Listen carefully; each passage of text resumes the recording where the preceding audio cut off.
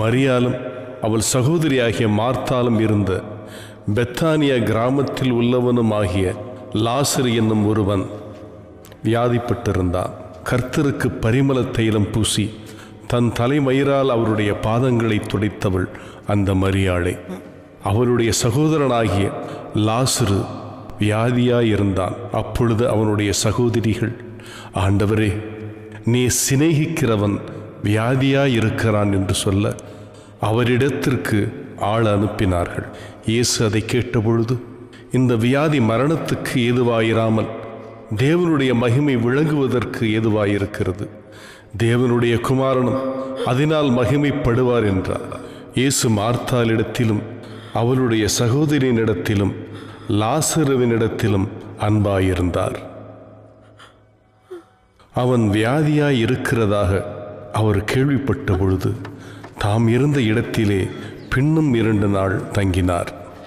அதன் பின்பு அவர் தம்முடைய சீசரை நோக்கி, நாம் மறுபடியும் யூதேயாவுக்கு போவோம், வாருங்கள் என்றார். ரபி, இப்பொழுதுதான் யூதர்கள் உம்மை கல்லெறிய தேடினார்களே, மறுபடியும் நீர் அவ்விடத்திற்கு போகலாமா? பகலுக்கு 12 மணி நேரம் இல்லையா? ஒருவன் பகலிலே நடந்தால் அவன் இந்த உலகத்தின் வெளிச்சத்தை காண்கிறபடினால் இடரமாட்டான். ஒருவன் இரவிலே நடந்தால் தன்னிடத்தில் வெளிச்சம் இல்லாதபடினால் இடருவான். நம்முடைய சிநேகிதனாகிய லாசரு நித்திரை அடைந்திருக்கிறான். நான் அவனை எழுப்பப் போகிறேன். ஆண்டவரே, நித்திரை அடைந்திருந்தால் சுகமடைவான்.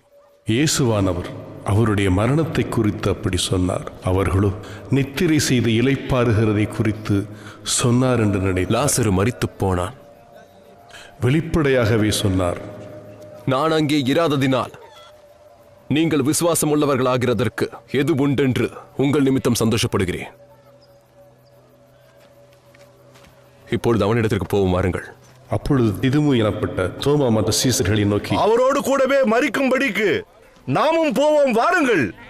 இயேசு வந்தபோது அவன் கல்லறையில் வைக்கப்பட்டு 4 நாளாயிற்றென்று கண்டார். பெத்தானியா ஊர் எருசலேமுக்கு சமீபமாய் ஏறக்குறைய 2 மைல் தூரத்தில் இருந்தது. யூதரில் அநேகர் மார்த்தால், மரியாள் என்பவர்களுடைய சகோதரனை குறித்து அவர்களுக்கு ஆறுதல் சொல்லும்படி அவர்களிடத்தில் வந்திருந்தார்கள். இயேசு வருகிறார் என்று மார்த்தால் கேள்விப்பட்ட போது அவருக்கு எதிர்கொண்டு போனாள்.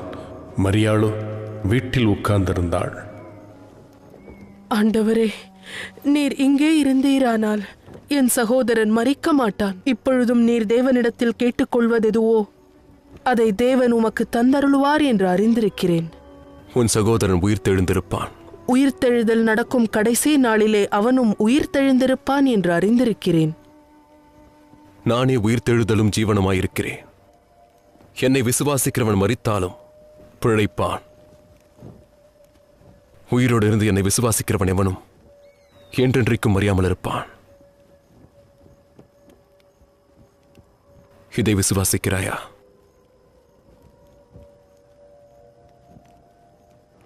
ஆமாண்டவரே, நீர் உலகத்தில் வருகிறவரான தேவகுமாரனாகிய கிறிஸ்து என நான் விசுவாசிக்கிறேன். இவைகளை சொன்ன பின்பு அவள் போய் தன் சகோதரியாகிய மரியாளை ரகசியமாக அழைத்து,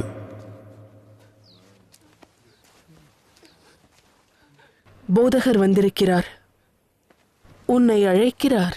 அவள் அதை கேட்டவுடனே சீக்கிரமாய் எழுந்து அவரிடத்தில் வந்தாள். இயேசு இன்னும் கிராமத்துக்குள் வராமல் மார்த்தாள் தம்மை சந்தித்த இடத்திலே இருந்தார். அப்பொழுது வீட்டிலே அவளுடனே கூட இருந்து அவளுக்கு ஆறுதல் சொல்லிக் கொண்டிருந்த யூதர்கள் மரியாள் சீக்கிரமாய் எழுந்து போகிறதைக் கண்டு அவள் கல்லறையின் இடத்தில் அழுகிறதற்கு போகிறாள் என்று சொல்லி அவளுக்கு பின்னே போனார்கள். இயேசு இருந்த இடத்தில் மரியாள் வந்து அவரை கண்டவுடனே அவர் பாதத்தில் விழுந்து,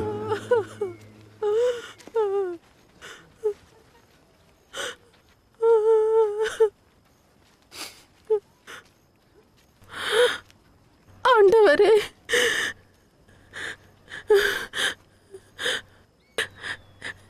நீர் இங்கே இருந்தீரானால் என் சகோதரன் மரிக்க மாட்டான். அவள் அழுகிறதையும் அவளோடே கூட வந்த யூதர்கள் அழுகிறதையும்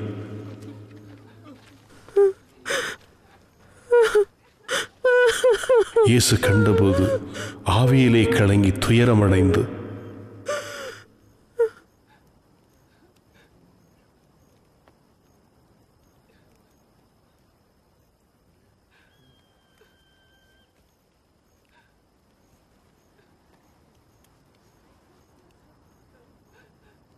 அவனை எங்கே வைத்தீர்கள்? ஆண்டவரே, வந்து பாரும். இயேசு கண்ணீர் விட்டார். அப்பொழுது யூதர்கள், இதோ இவர் அவனை எவ்வளவாய் சிநேகித்தார் என்றார்கள். அவர்களில் சிலர், குருடனுடைய கண்களை திறந்த இவனை சாகாமல் இருக்க பண்ணவும் கூடாதா என்றார்கள். அப்பொழுது இயேசு மறுபடியும் தமக்குள்ளே கலங்கி கல்லறையின் இடத்திற்கு வந்தார். அது ஒரு குகையாயிருந்தது. அதன் மேல் ஒரு கல் வைக்கப்பட்டிருந்தது. கல்லை எடுத்து போடுங்கள். ஆண்டவரே, இப்பொழுது நாருமே 4 நாளாயிற்றே. நீ விசுவாசித்தால் தேவனுடைய மகிமையை காண்பாய் என்று நான் உனக்கு சொல்லவில்லையா?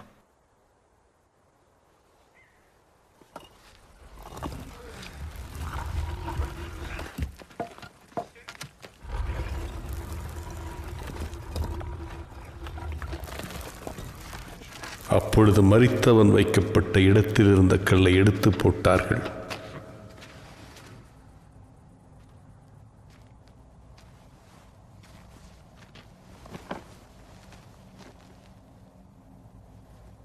இயேசு தம்முடைய கண்களை ஏறெடுத்து, பிதாவே, நீர் எனக்கு செவி கொடுத்தபடினால் உம்மை ஸ்தோத்தரிக்கிறேன். நீர் எப்பொழுதும் எனக்கு செவி கொடுக்கிறீர் என்று நான் அறிந்திருக்கிறேன். ஆனாலும் நீர் என்னை அனுப்பினதை சூழ்ந்திருக்கும் ஜனங்கள் விசுவாசிக்கும்படியாக அவர்கள் நிமித்தம் இதை சொன்னேன்.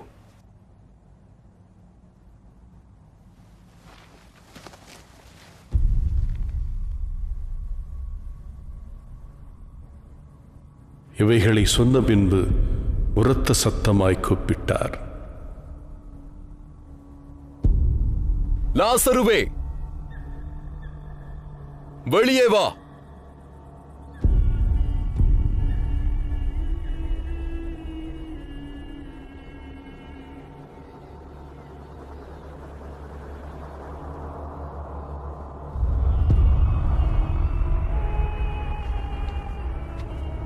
அப்பொழுது மரித்தவன் வெளியே வந்தான். அவன் கால்களும் கைகளும் பிரேத சீலைகளினால் கட்டப்பட்டிருந்தது. அவன் முகமும் சீலையால் சுற்றப்பட்டிருந்தது.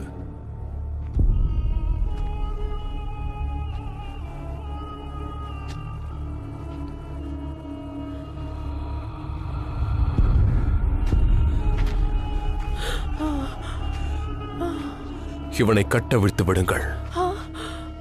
அப்பொழுது மரியாள் இடத்தில் வந்திருந்து இயேசு செய்தவர்களை கண்டவர்களாகிய யூதர்களில் அநேகர் அவரிடத்தில் விசுவாசம் உள்ளவர்களானார்கள். அவர்களில் சிலர் பரிசேயரிடத்தில் போய் இயேசு செய்தவைகளை அவர்களுக்கு அறிவித்தார்கள். அப்பொழுது பிரதான ஆசாரியரும் பரிசேயரும் ஆலோசனை சங்கத்தை கூடிவர செய்து, நாம் என்ன செய்யலாம் என்றார்கள். இந்த மனுஷன் அநேக அற்புதங்களை செய்கிறானே, நாம் இவனை இப்படியே விட்டுவிட்டால் எல்லாரும் இவனை விசுவாசிப்பார்கள். அப்பொழுது ரோமர் வந்து நம்முடைய ஸ்தானத்தையும் ஜனத்தையும் அழித்து போடுவார்களே. அப்பொழுது அவர்களில் ஒருவனும் அந்த வருஷத்து பிரதான ஆசாரியனும் ஆகிய காய்பா என்பவன் அவர்களை நோக்கி, உங்களுக்கு ஒன்றும் தெரியாது. ஜனங்கள் எல்லோரும் கெட்டு போகாதபடிக்கு ஒரே மனுஷன் ஜனங்களுக்காக மரிப்பது நமக்கு நலமாயிருக்கும் என்று நீங்கள் அறியாமல் இருக்கிறீர்கள். இதை அவன் சுயமாய் சொல்லாமல் அந்த வருஷத்து பிரதான ஆசாரியன் ஆனபடியினாலே இயேசு யூத ஜனங்களுக்காக மரிக்கப் போகிறார் என்றும், அந்த ஜனங்களுக்காக மாத்திரமல்ல, சிதறியிருக்கிற தேவனுடைய பிள்ளைகளை ஒன்றாக சேர்க்கிறதற்காகவும் மரிக்கப் போகிறார் என்றும் தீர்க்க தரிசனமாய் சொன்னான். அந்த நாள் முதல் அவரை கொலை செய்யும்படிக்கு ஆலோசனை பண்ணினார்கள். ஆகையால் இயேசு அதன் பின்பு வெளியரங்கமாய் யூதருக்குள்ளே சஞ்சரியாமல் அவ்விடம் விட்டு வனாந்தரத்துக்கு சமீபமான எப்பிராயிம் என்னப்பட்ட ஊருக்கு போய் அங்கே தம்முடைய சீசருடனே கூட தங்கியிருந்தார். யூதருடைய பஸ்கா பண்டிகை சமீபமாயிருந்தது. அதற்கு முன்னே அநேகர் தங்களை சுத்திகரித்துக் கொள்ளும் பொருட்டு நாட்டிலிருந்து எருசலேமுக்கு போனார்கள். அங்கே அவர்கள் இயேசுவை தேடிக்கொண்டு தேவாலயத்தில் நிற்கையில் ஒருவரையொருவர் நோக்கி, உங்களுக்கு எப்படி தோன்றுகிறது?